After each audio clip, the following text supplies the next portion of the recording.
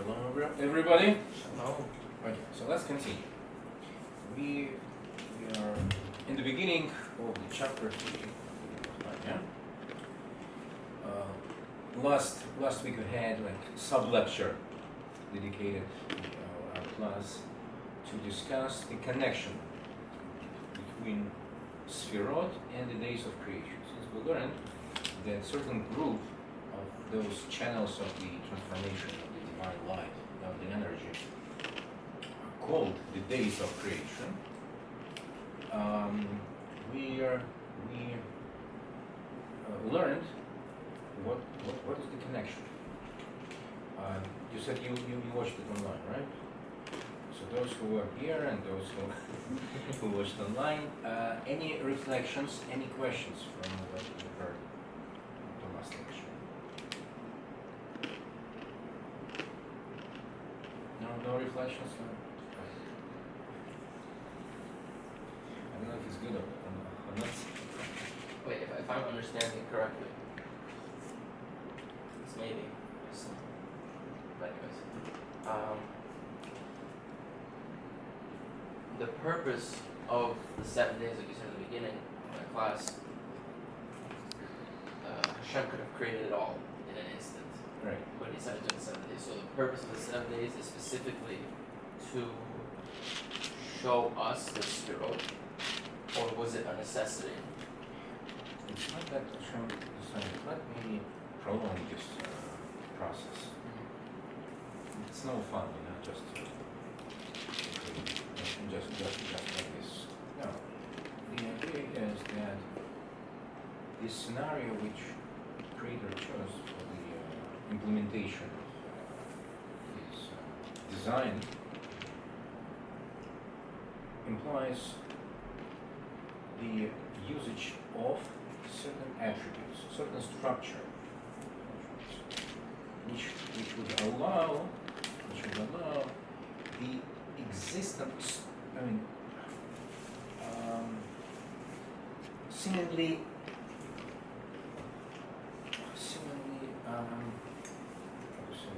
independent existence of the creation, because he planned that it should be such a concept as freedom of choice. You cannot have freedom of choice while the Creator is openly revealed to you.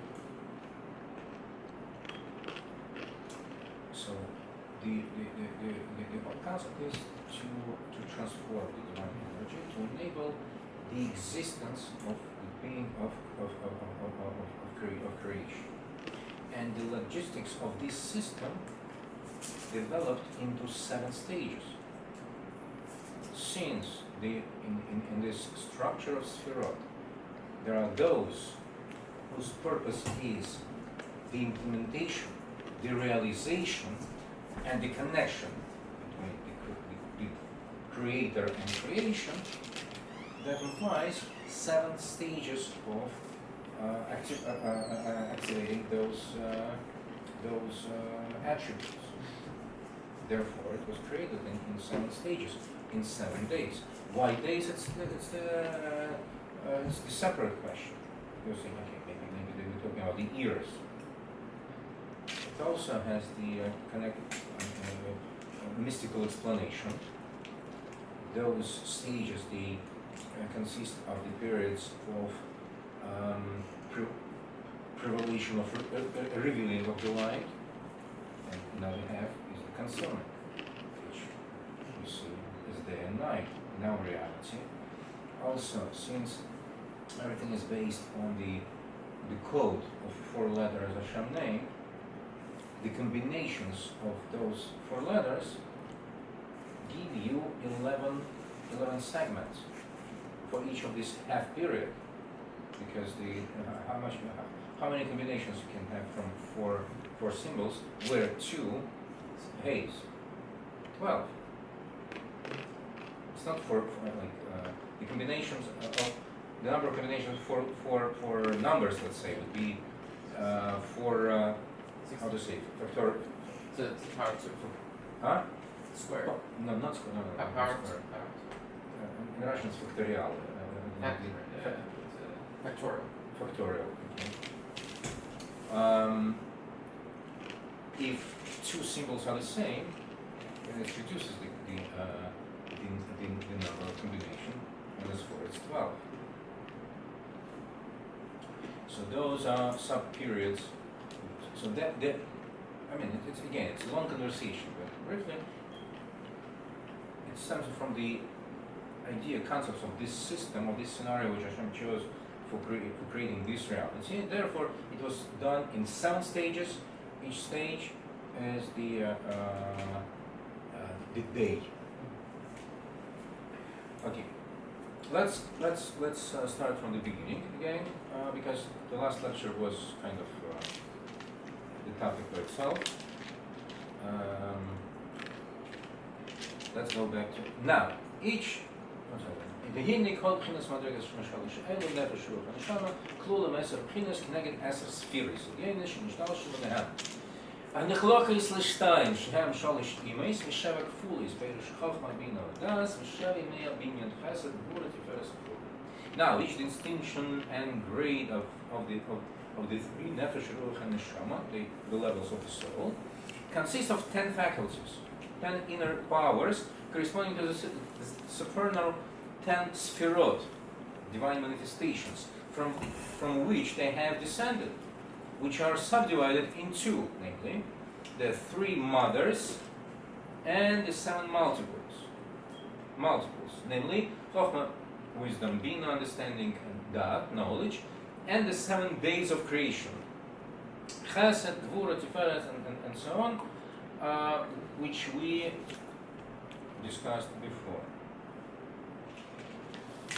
Okay, that is this is the structure of Sefirot, the tree of Sefirot. A couple of classes ago, we discussed the idea of connection of Sefirot and the letters of the Holy Alphabet. So last time we discussed the connection, why these 7 Sefirot are called days of the creation, Yimei Binyan. So let me just scroll the following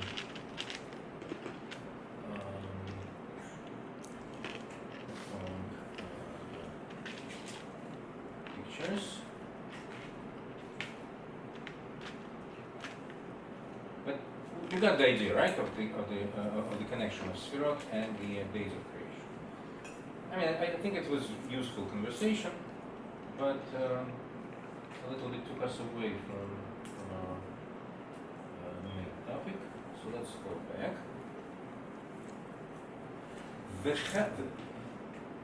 וכך בנפש האדם, שנחלקת לשתיים, שכל ומידות. So similarly, it is with the human soul.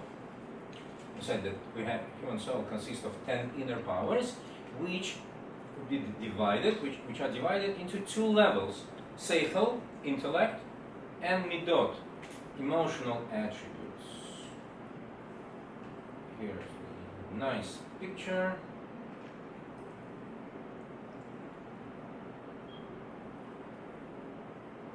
So, as we said, we were created in the image and similarity of the Creator, so to speak.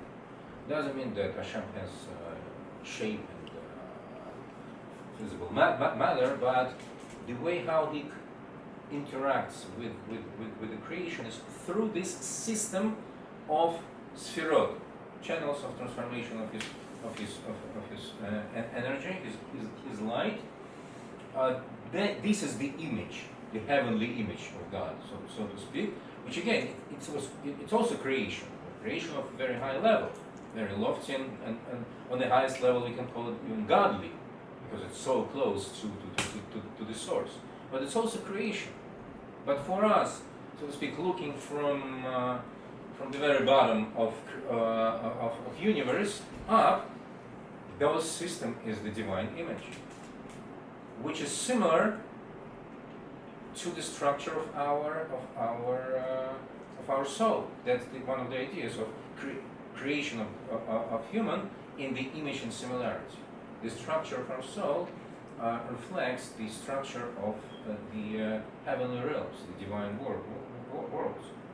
That's why, if you read some prophecies in the Tanakh, so some prophets of the highest level, they were revealed the structure of the highest level. What do they see?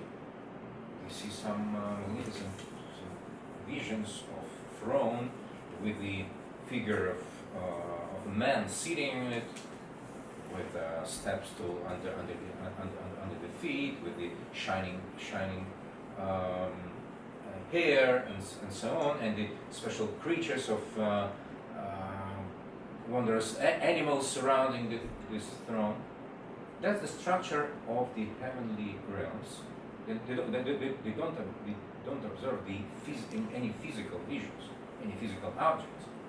It's the spiritual concepts being revealed to the human mind, being transformed through the system of symbols of the mind and thinking structure. They being shaped into that pictures in the mind of the prophet. But they represent those Sefirot, those divine attributes which we're talking about.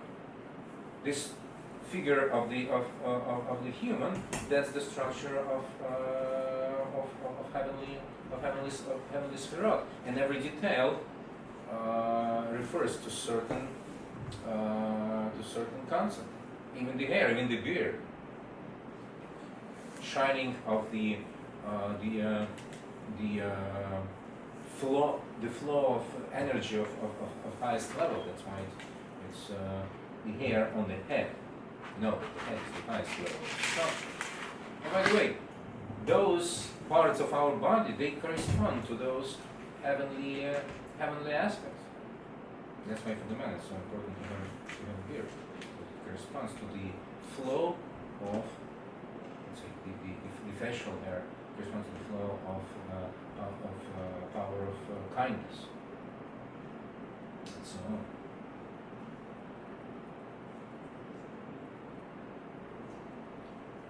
Okay, so for us, the concept which I have to focus on, that the 10 inner powers of our soul, faculties of our soul, correspond to these divine Sefirot, which are divided into levels. So the higher Sefirot correspond to the shaping of the design of the creation. The 7 lower, that's the level of the interface and actualization, realization, bringing the concept into the reality, created reality. In our soul, we have similar levels. Our mind, which is called Sechel, and 7 midot, which literally means measures of our personality. But usually it's called by more simplifying term, emotions, because essentially it's closer to what we call in emotions, and that's the level of revelation by humans also, because the mind nothing goes out directly from your mind outward. We interact not via our minds, but via our personalities, which formed by our emotional powers.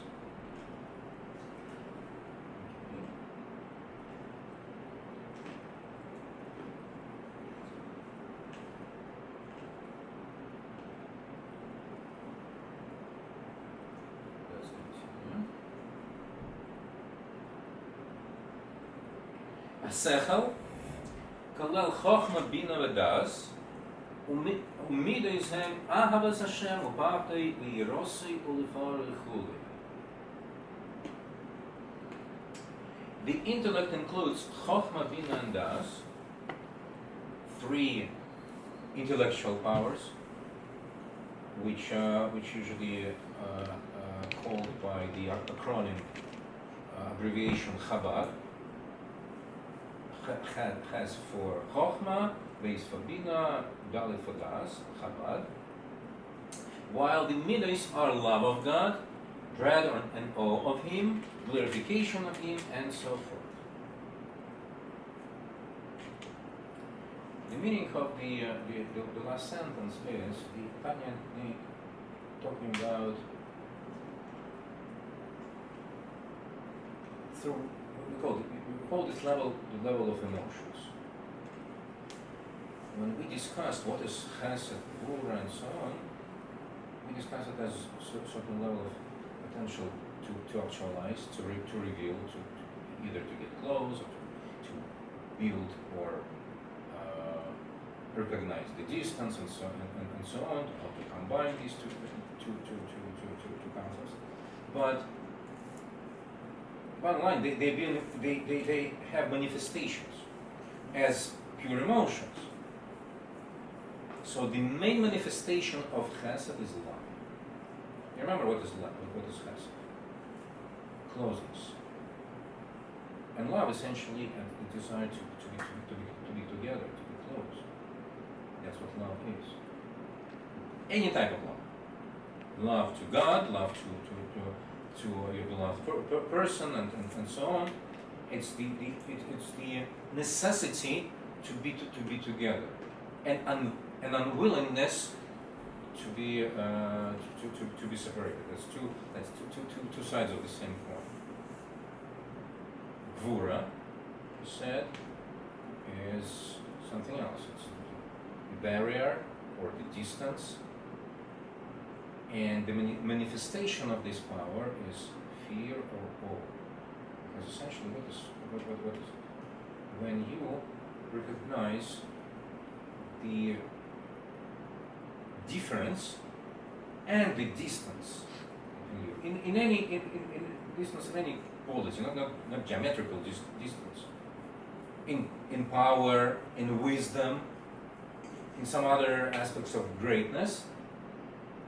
And when we say the fear, it's not the fear of, not necessary fear of, let's say, punishment. If we're talking about the relationship between child and parent, or human and God,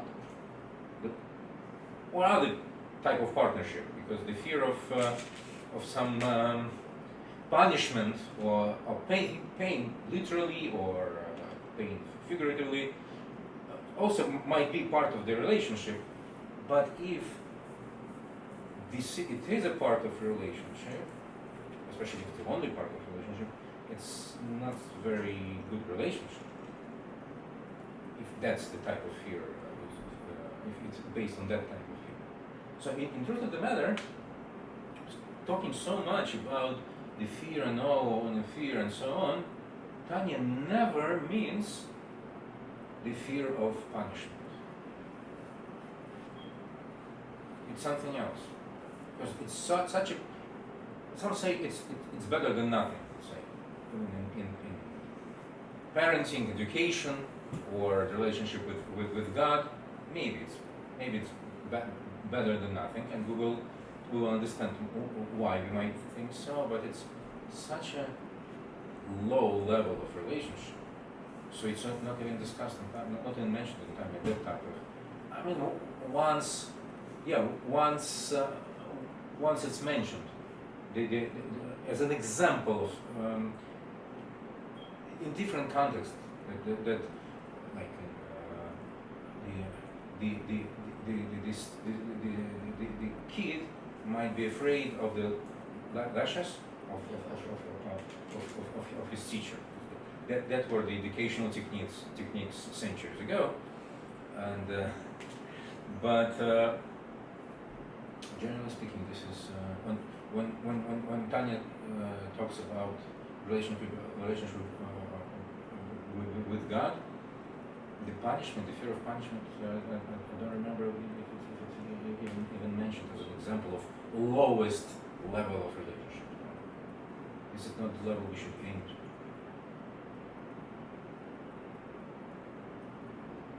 While it's just our conversation reminded me that it's a big part of many lecturing of many, how to say, popularizers of Judaism. It might appear very simple: be good or else. It might appear very easy to scare, and through fear to bring a person to doing good things, but how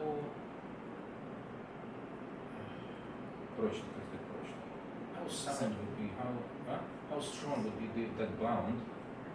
You have some ideas? Well, one thing is,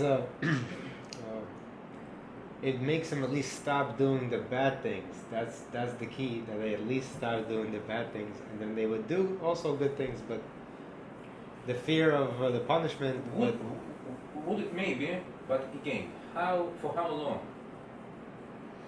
Everyone different. I hear so many times from the people. Yeah, I know. I would love to do so. Okay, so I'll be punished. When we make choices, we wait in this situation. The immediate, very feasible, very understood pleasure or benefit versus some hypothetical punishment which my soul would go through. We don't know what is soul, what kind of punishment, what.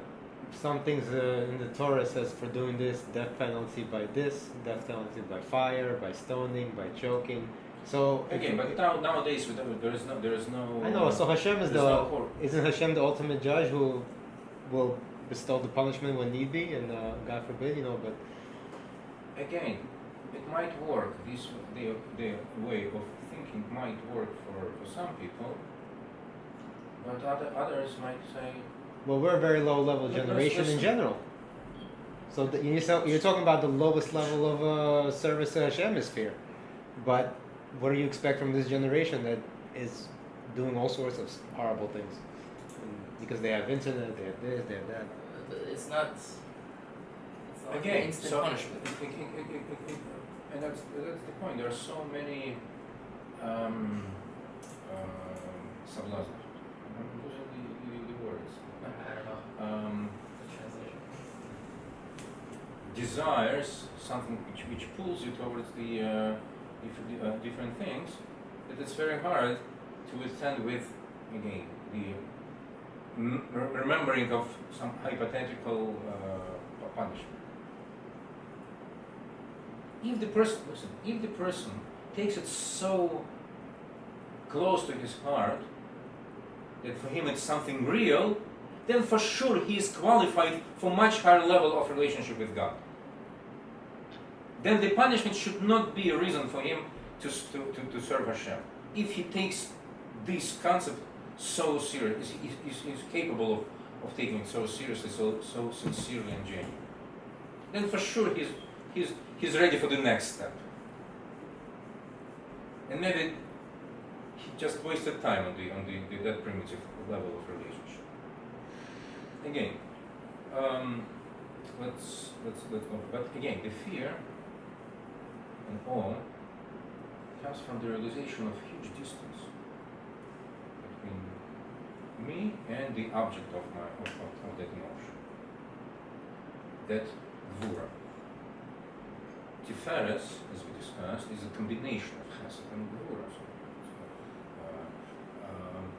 It's also the root of the verb of glorifying. So when a person has a good combination of love, which is the desire to be together with God, to be connected with God, and realization of the huge distance, which automatically brings to him realization that this is my place here. I was sent here. Yes, the desire of my soul will be to ascend to the source, but who am I to decide? I was sent to this world. I have to be here, and that the combination creates what kind of glorification of God, love and respect, so to speak, which could be manifested in the words of praise and glorifying through the prayer and so on. You see the idea? Yes. Okay. And each of the following midot also has certain emotional manifestation. But how? Okay, now let's continue.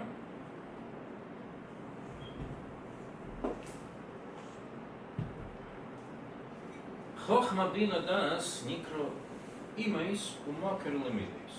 Ki hamides hem teilis chochma bina das. Now it's very, very important statement. One of the most important statements of the book of Tanya, which one of the core ideas of the whole teaching of Chabad. Chabad, the intellectual faculties, Chochma bina das, are called mothers and source of the midas. For the later are offspring of the former.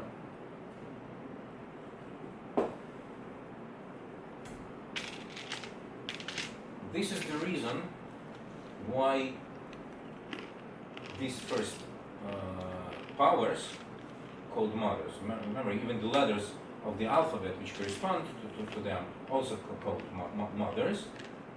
The 7 others called doubles, and we explained why. And in alphabet there are also the letters which are called doubles. But the main thing is there is certain relationship between them. The higher tier, the higher level of Chabad, Chochma bina das, are like a parents. That's what they call mothers, imes. They are parents for the seven offsprings.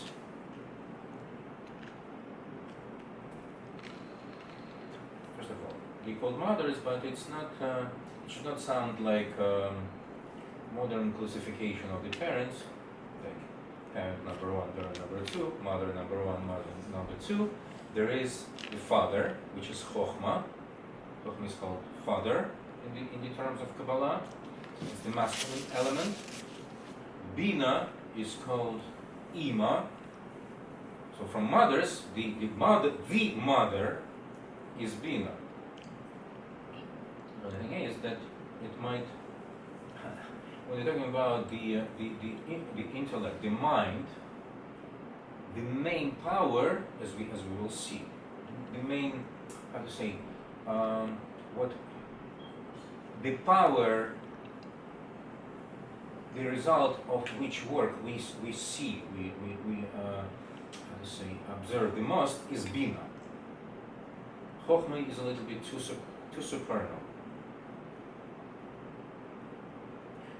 No, like in some families, from 2 parents, the children mostly see them, more often see the mother, while the father very often is supernal.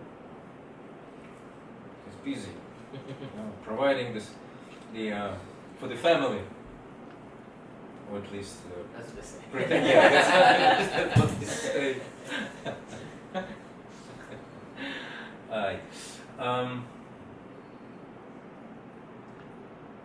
But the idea is that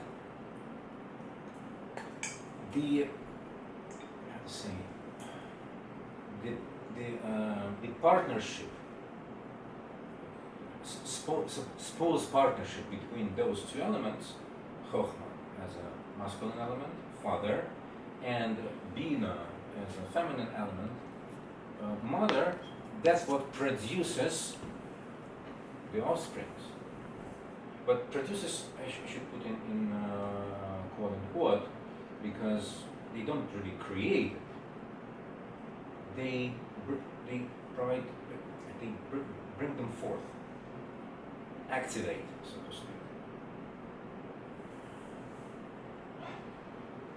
And what this does, even in the family union between 2 spouses, as we see, there is something. The third one doesn't seem as a healthy union, even though we marked those as with a different color. You remember we said that Das is a very special sphere. It's essentially, it's not separate sphere. channel by itself. It's rather the regime of the mode of cooperation, of union of Chokhmah and Bina. And that's the channel through which the union of Chokhmah and Bina produces the emotions. It's the channel which connects mind, the seichel, with the emotions.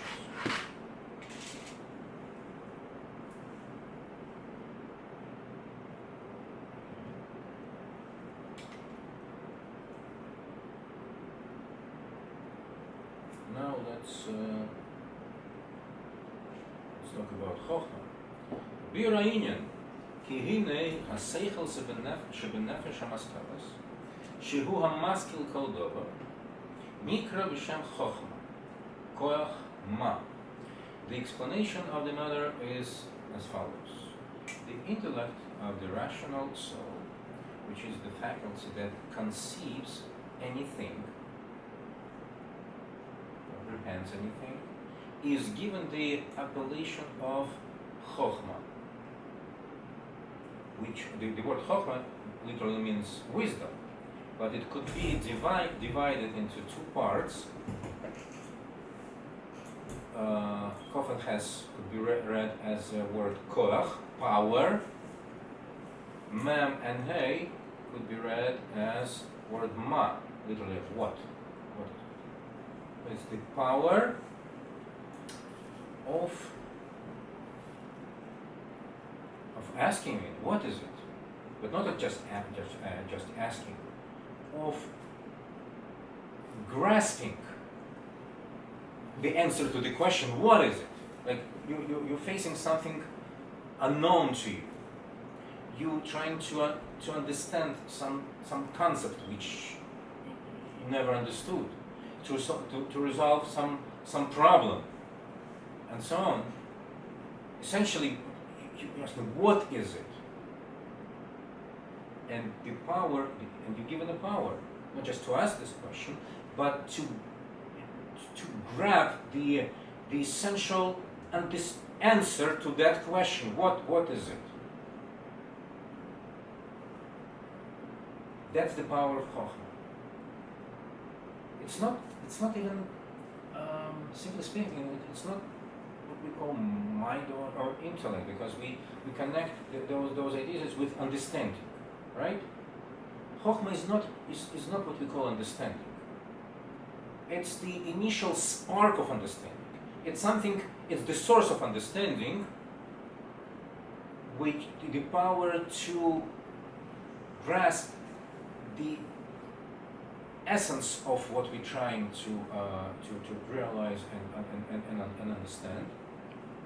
But on that level, we're not able even to explain, not to anybody else, to ourselves what we grasp.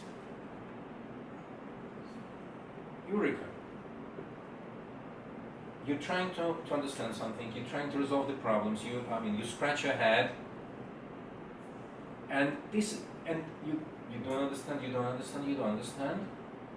The end of this period of not understanding, that's what the spark of Chokhmah. It's like switch from not understanding to realization. The initial flash of realization. But there's no pictures there. There's no symbols yet there, visible symbols.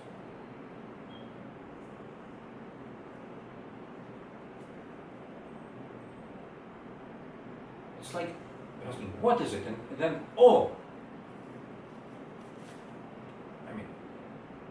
not too much information in this right? If you write it down. Even though some people talk this way, expect other people to understand, but this is not really, that doesn't convey any information. But it's an indicator that the essence of the concept is already in your mind.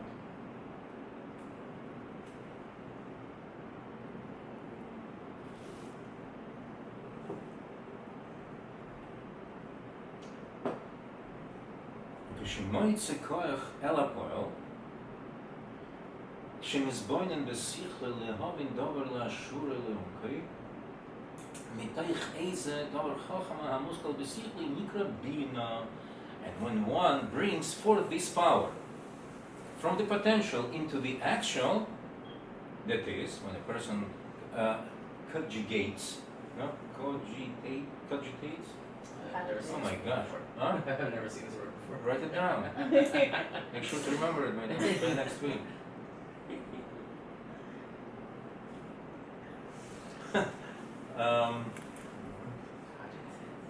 Cogitates with his intellect in order to understand a thing truly and profoundly. This is very simple translation, not very exact as far as you can see, but okay. Truly and profoundly, as it evolves from the concept which he has conceived in his intellect. This is called Bina. So this is if Chokhmah is just a flash of light, the initial revelation, Eureka, Bina is the whole process in your mind which brings you the observable results. What's on this picture? Graph. Graph.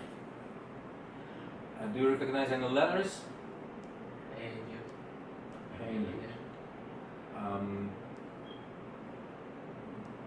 What are they doing here? Can you realize why did they put Hey and Yud in this picture? I'll give you a hint. It's not Hey and Yud, it's Yud and Hey. Does it make more clear?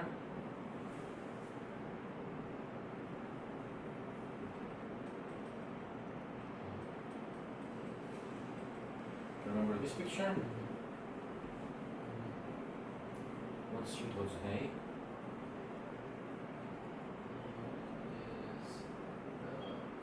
Chokhmah. And Hey is Bina. That's right, that's why I place these letters here. You see, Yud is just a dot. Graphically speaking, Yud is a dot with two points on the top and on the bottom, showing that there is some source to that spark, which comes from even higher level. Chokhmah is actually it's an opening into infinity. At the very high level of mind, we have like Sefirot the small window which on the opening part of the window. So this What is it in Russian? In order not to open the entire window, they used to make the windows with small part which you could open. Like a porthole almost on a ship. Yeah, Okay. kind of. So that's the porthole of our mind, which opens into infinity. That's what Chokhmah is. The bottom point shows that this spark gives the beginning to the following process. The following process is this huge hay. Why it's so big? And what are these arrows show? So it's like Yud stretched in different directions. Bina, what gives the dimensions to that spark, which just flashed in the Chokhmah. Certain shining, so to speak, some rays of that initial revelation comes into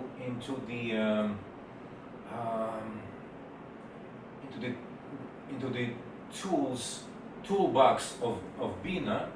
Just little percentage of what is being revealed on the level of Chokhmah comes on the level of Bina to be processed. Because everything cannot be processed.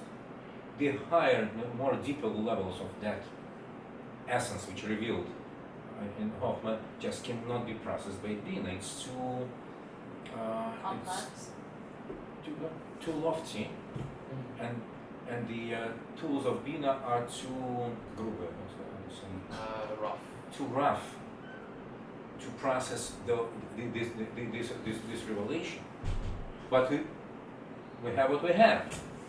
We work with what we have. Without that, we wouldn't have any understanding.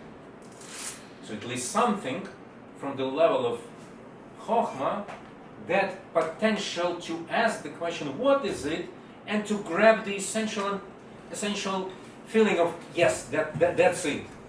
Now explain, what is it? You said that's it. What is it?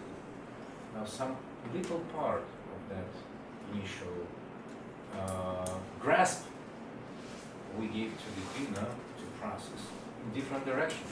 Like we said in the previous, La Shurei Uleonki, and they translated truly and profound. La Shurei, it's actually a kind of quote from Proverbs, where it says that Oram Yovin La Shurei, the smart, the cunning person, cunning is the right one, would understand according to his way, to his pace, way of thinking. So we implying our apparatus of thinking, each one his own, the tools of thinking, of logic, the arsenal of symbols, of previously resolved problems, previously understood concept, and so on. It's all being used to understand this thing, which we are trying to build a picture of understanding of. Oleomki, in the depth, there are different levels of understanding. Sometimes, to understand to resolve the problem, you need to reformulate it, bringing it down to your level of knowledge and understanding. Sometimes it's very often actually that's the task of educator, to teach through reformulating, to explain through how we usually, on the very simple terms, how we call this reformulating. We call it example, right? What is example? It's showing something which either known to the student, to your partner, learning partner, or easier to understand, which resembles, at least in some aspect, or at least in essential aspects, that concept which you are, the core concept which you're trying to understand, right? And then from this, the student would try to extrapolate his understanding to the higher level of thinking. The King Solomon was called the wisest person on earth, right? And the illustration brought to the profoundness of his wisdom. First of all, he was so wise, so smart that he could talk to any person, even to the fools. You might say, wow, you need to be really smart to talk to the fools? The answer is yes. It really shows the greatness of your mind, the ability to translate your wisdom, your knowledge, to any level of the conversation. And it's written in the Talmud, I believe, that once he explaining something, he brought 1,000 parables, examples. Those 1,000 of examples were example to the concept, example to the example, parable to parable, parable to parable, until it was brought down to the level of the mind he was corresponding to, he was interacting with.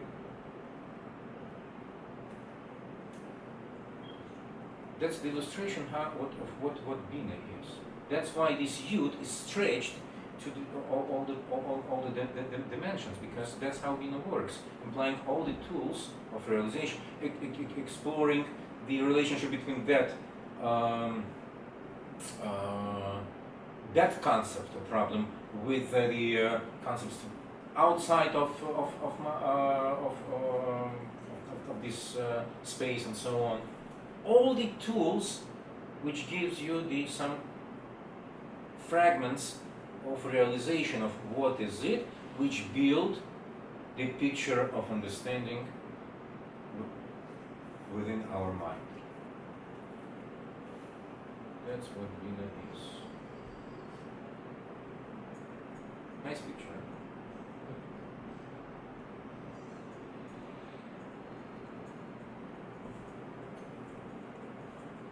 Whew. Ve'hein heim of va'eim ha'mailides avas Hashem v'yirasuha. These Chochmah and Bina are the very father and mother. As we said, it's not even though they called imais, mothers. It's not mother number one, mother number two. Chochmah is the father, and Bina is the mother, which give birth to the emotions, the main of which are love of God and fear of God. And how does it work in our mind? How the union of Chochmah and Bina give birth, so to speak, to the offsprings of emotions, we'll talk next time.